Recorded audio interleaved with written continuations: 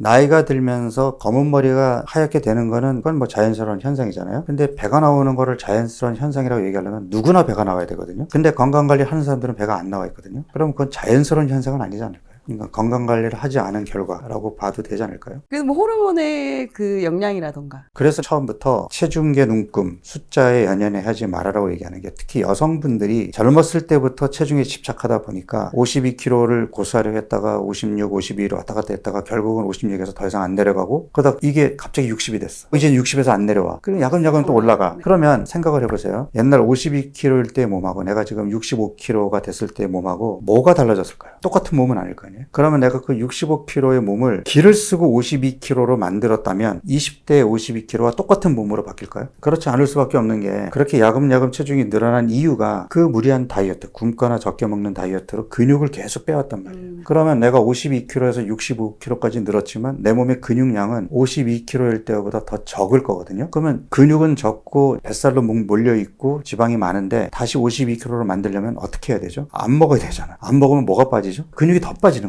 그럼 52kg까지 가지도 못하지만 진짜 먹는 거를 줄여서 갔어. 그게 건강한 몸인가요? 뱃살은 안 빠진다니까? 그러면 내가 이 65kg에서 뭘 해야 돼요? 근육을 늘려야죠. 몸을 바꿔야지 65kg를 52kg로 만들면 안 되는 거예요. 근데 이게 중년 여성분들이 자꾸 나 젊었을 때는 50대였는데 왜 지금은 몸무게가 이렇게 됐을까요? 하소연하면서 다시 예전 몸무게로 가고 싶어요. 못 간다니까요. 그래 가면 안 돼요. 그러니까 이제는 체중의 눈금이 아니라 대사 지표 검사를 해서 검사 수치를 정상으로 돌려놓는 걸 목표로 해야지, 이미 배가 나오고 근육이 없는 몸은 혈압, 혈당, 콜레스테롤, 지방간이 다 있는 몸인데 걔네들을 정상으로 돌릴 생각을 해야지 나는 무조건 체중을 빼야 돼요. 걔네들이 정상으로 돌아올까요? 안 돌아옵니다. 내 몸에 지방이 많고 뱃살이 붙어도 혈당과 콜레스테롤이 올라가지만 근육이 빠져도 혈당과 콜레스테롤이 올라가요. 그러면 근육을 늘려야죠. 그럼 근육을 늘리는 첫 번째가 잘 먹어야 되는데, 잘 먹는다는 개념이 몸에 좋은 음식을 배고프지 않게 잘 먹는 게 잘 먹는 거거든요. 그렇게 먹으면 살이 안 빠지지 않을까요? 저는 살을 빼고 싶어요. 그래서 자꾸 적게 먹고. 그런데 적게 먹더라도 근육을 유지하기 위한 단백질 섭취량을 유지해야 되잖아요. 밥량도 줄이고 식사량을 줄이니까 반찬으로 먹는 단백질도 줄고, 그러니까 단백질 섭취량도 줄어. 근데 적게 먹으니까 중간중간에 입이 심심하잖아요. 떡이나 과일이나 고구마나 이런 탄수화물은 중간중간에 더 먹어. 사실은 적게 먹는다는 게 밥만 줄였을 뿐 탄수화물의 총 섭취량은 늘고 단백질 섭취량이 오히려 줄었단 말이에요. 밥이 주니까. 그럼 어떻게 돼요? 근육은 더 빠지고 뱃살은 전혀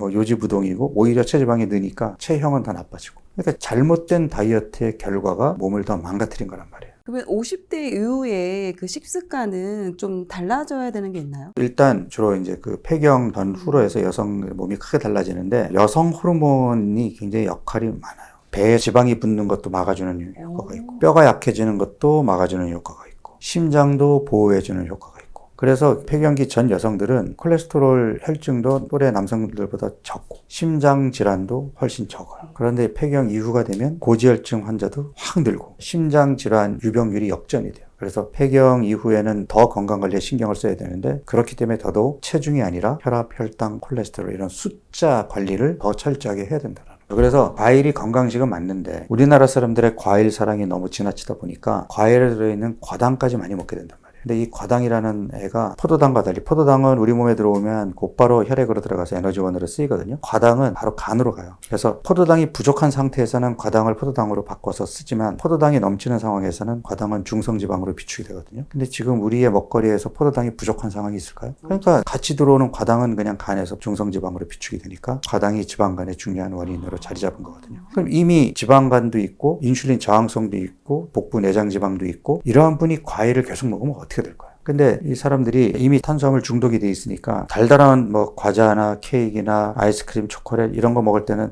나 이런 거 먹으면 안 되는데 라는 죄책감이 드는데, 과일은 이거는 건강식이니까 하고 편안한 마음으로 많이 드신단 말이에요. 특히 또 해독 주스를 만들어 드신다 그래가지고 채소를 갈아서 드시는데, 채소만 드시면 맛이 없잖아요. 그러니까 맛을 내기 위해서 사과랑 바나나랑 뭐 이런 걸 넣어서 갈게 되면, 과일을 갈면 과일에는 당성분이 더 흡수가 잘 되겠죠. 굳이 드신다면 갈아서 드시기보다는 그냥 있는 그대로 껍질째 드시면 좋은데, 그것도 하루 한 개를 넘기지 마라. 젊었을 때는 뭘 먹든 내 건강한 몸이 알아서 처리를 했단 말이에요. 지금은 모든 기능들이 다 떨어져 있는데 여전히 젊었을 때 식사 습관을 그대로 갖고 있으면 내 몸이 제대로 그걸 조절하겠냐고. 그럼 내 몸의 조절 능력이 떨어져 있다면 내가 바깥에서 조절해서 먹어야지, 아니면 내 몸을 다시 예전에 젊었을 때 건강한 몸으로 바꿔놓고 먹든지 그래야 되는 거 아니에요? 건강한 몸에서는 사실 과일 먹어도 문제가 안 되거든요. 앞서서 간헐적 단식이 몸에 도움이 된다고 말씀하셨잖아요. 근데 또 간헐적 하면 뭐 16대 8, 18대 6 이렇게 또 그 시간에 따라서 되게 다르게 있더라고요. 좀 추천하는 그런 게 있으신가요? 제가 기본적으로 추천하는 거는 매일매일 14시간 공복, 그걸 기본으로 하고 그 다음에 일주일에 하루나 이틀을 24시간 단식을 하는데, 그 24시간이 힘들면 16시간, 18시간, 20시간 이렇게 단계적으로 늘려도 된다. 그리고 체중 감량을 하는 시기가 아닌 유지기에는 24시간 단식을 하루만 하시면 충분하고, 내가 이제 체중 감량을 하는 그 4주 프로그램을 하는 기간 동안에는 일주일에 이틀. 간헐적 단식이요. 예를 들어서 연령이 높으셔도 70대가 넘는다. 이런 경우에도 괜찮아요. 그러니까 나이가 중요한 게 아니라 내가 건강하면 상관없어요. 나이가 60인데 혈관 나이는 80인 사람도 있고, 나이가 60인데 겉으로 봐서는 40대 50대처럼 보이는 사람도 있잖아요. 세상이 그렇게 다양한 사람들이 있는데 나이 70부터는 어떻게 된 대로 단정적으로 얘기할 수 있어요? 그러니까 내가 건강하면 내 그 건강을 유지하기 위해서 해볼 수 있는 거고, 내가 근육도 없고 비리비리하면 사실 운동하기도 힘든데 거기다 굶기까지 해? 그러면 더 기운을 못 낼 거 아니에요. 그런 분들은 사실은 간헐적 단식을 안 하시는 게 낫죠. 특히 이제 50대 이후에 이제 그런 갱년기나 이런 여러 가지 그런 증상 때문에 한약을 먹기도 하고 다이어트 보조제 같은 거에 또 도움을 또 이렇게 받기도 하는 경우들이 좀 있어요. 그런 경우는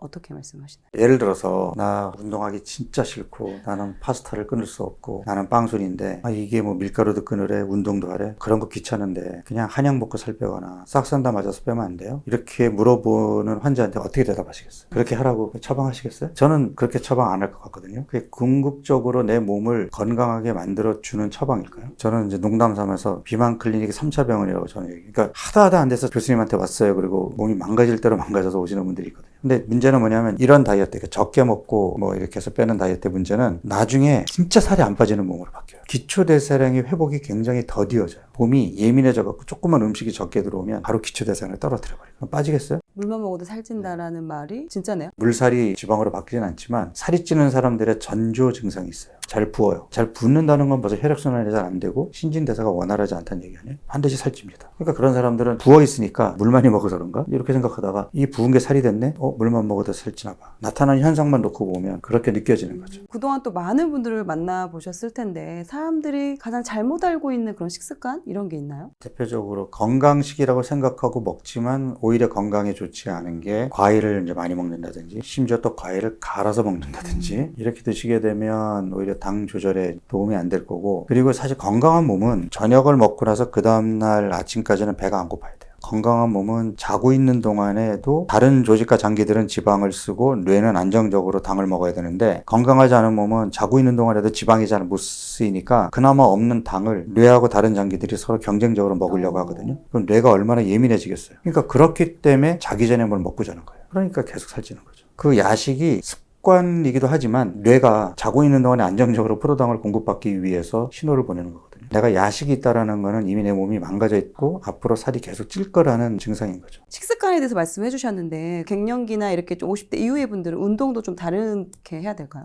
사실은 운동은 어떤 운동을 해도 괜찮아요. 근력 운동을 해도 좋고 뭐 유산소 운동도 좋고, 중요한 거는 우리가 약을 먹을 때 용법 용량을 지켜서 먹잖아요. 혈압약을 매일 하나씩 먹으라 그랬는데 귀찮다고 일요일날 한꺼번에 7알을 먹으면 효과 있을까요? 결국 용법 용량을 지켜야 되는데 그 용법이라는 게 적어도 일주일에 4번 5번은 해야 돼요. 그래야 내 몸이 바뀌어요. 그리고 용량은 힘들어야 운동이다. 15분만 해도 돼요. 중요한 거는 15분을 해도 힘들게 해야 그 운동에 효과가 있는 거예요. 그럼 힘들게 하려면 내가 혼자서 힘들게 운동할 수 있어요? 조금 힘들 만하니까. 그렇죠.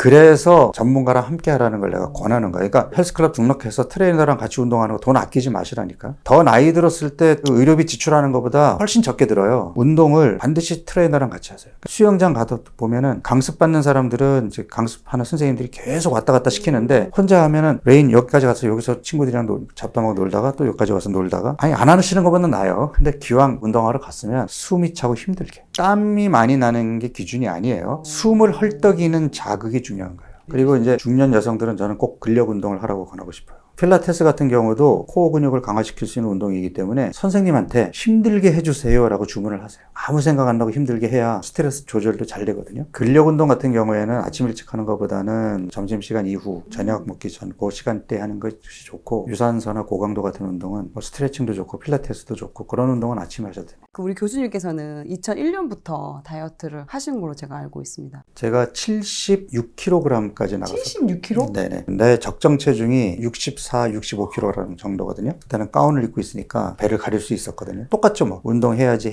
하지만 운동하기 싫어하는 사람이 차일피일 미루다가 몸은 점점 불었고, 미국에 연수를 가서 혼자 살면서 그때 이제 내가 12주 프로그램, 12주 동안 다이어트 프로그램을 하면서 내 몸을 바꿔보자라고 마음먹고 3개월 동안에 12kg을 뺐거든요. 그 체험을 책으로 낸 게 신인류 다이어트. 그때는 12주 프로그램이었죠. 미국 연수 갔다 와서 뭐 내가 체험한 거 막 비포 애프터 사진도 막 붙이고 해서 뭐 신문, 방송에 엄청 나왔었죠. 그렇지만 결국 또 야금야금 체중이 늘면 또 빼고 이제 그랬었는데, 12주라는 기간이 저는 체중을 빼는 최소 기간이라고 생각을 해왔어요. 근데 환자들을 보다 보니까 12주도 긴 거예요. 그래서 그걸 8주로 줄여본 게 이른바 원시인 다이어트. 원시 인류와 우리가 똑같은 유전자를 갖고 있으면서 21세기를 살고 있는 우리들에게는 지금 식사 패턴 갖고는 안 된다. 그거를 이제 4주로 줄인 게 2014년에 나온 4주 해독 다이어트. 우리 몸이 바뀌는데 필요한 최소 요구 기간이 3주거든요. 거기에 플러스 마이너스 1주를 하게 되면 적어도 4주까지는 집중을 해야 몸이 바뀐다라는 거죠. 그래서 한 달만 집중을 해도 몸이 바뀝니다. 다만 그 사이에 예외가 들어가면 기다렸다는 듯이 몸은 3, 4일 전으로 돌아가기 때문에 그 한 달만큼은 예외 없이 하셔야 우리가 원하는 결과를 얻을 수 있습니다. 너무 많은 그 다이어트 정보 때문에 또 혼란스러워하는 분들도 계실 텐데, 이런 분들께 33년을 정말 다이어트와 함께 하신 우리 교수님께서 마지막으로 한마디 해주신다면 어떤 말씀이 있을까요? 어쨌든 유행 다이어트는 유행 다이어트로 끝날 수밖에 없어요. 왜일까요? 생각해보세요. 건강하게 갈 수 있는 다이어트 방법 모르는 사람이 있을까요? 설탕 밀가루 안 먹고 건강식으로 챙겨 먹고 매일 운동하고 잘 자고 스트레스 안 받고 이러면 다 건강해지지 않을까요? 그런 방법을 모르는 사람은 없거든요. 엄두가 안 나잖아요. 그러니까 자꾸 손쉬운 방법을 찾는 거거든. 손쉬운 방법이라는 거는 뭐냐면은 단기간에 빨리 체중이 빠지는 거. 그 다음에 다시 살이 찌든 뭐 몸이 망가지든 이건 둘째치고 일단 난 한 달 안에 10kg 빼야 돼. 이런 거에 눈이 갈 수밖에 없잖아. 그러니까 온갖 유행 다이어트들이 난무하는 거예요. 어떤 다이어트를 하면 무조건 성공한다? 아니, 사람들이 체질도 다르고 건강 상태도 다르고 나이에 따라서 같은 나라도 20대 나와 50대 나가 다르고 이미 당뇨가 있는 사람 또는 뭐 대사증후군만 있는 사람 다 다른데, 이거를 이 방법만 쓰면 누구나 다 살이 빠집니다. 그런 해결책이 있을까요? 없지만 사람들은 혹한단 말이에요. 그리고 이게 이제 유행을 타는 이유가 일단은 여름철에 노출의 계절이 되기 전에 빨리 빼고 싶은 욕구가 있으니까 이게 홈쇼핑이나 공동 구매하는 데에서 한 달 안에 5kg 책임 감량 또는 뭐 3개월 내에 뭐 10kg 책임 감량 이제 이렇게 해서 판단 말이에요. 안 빠질 걸 알아요. 알지만 우리는 빠질지도 몰라라는 희망으로 그걸 사는 거예요. 이런 소비자들의 심리를 이용해 먹는 거란 말이죠. 유행 다이어트들이. 그래서 저는 유행 다이어트는 유행 다이어트에 불과하고, 정말 내가 궁극적으로 건강한 몸을 만들어서 내가 평생 술도 마시고 밀가루도 먹고 하더라도 망가지지 않는 몸을 잘 유지할 수 있는 몸을 만든다면 그게 더 낫지 않을까 하는 생각이 듭니다.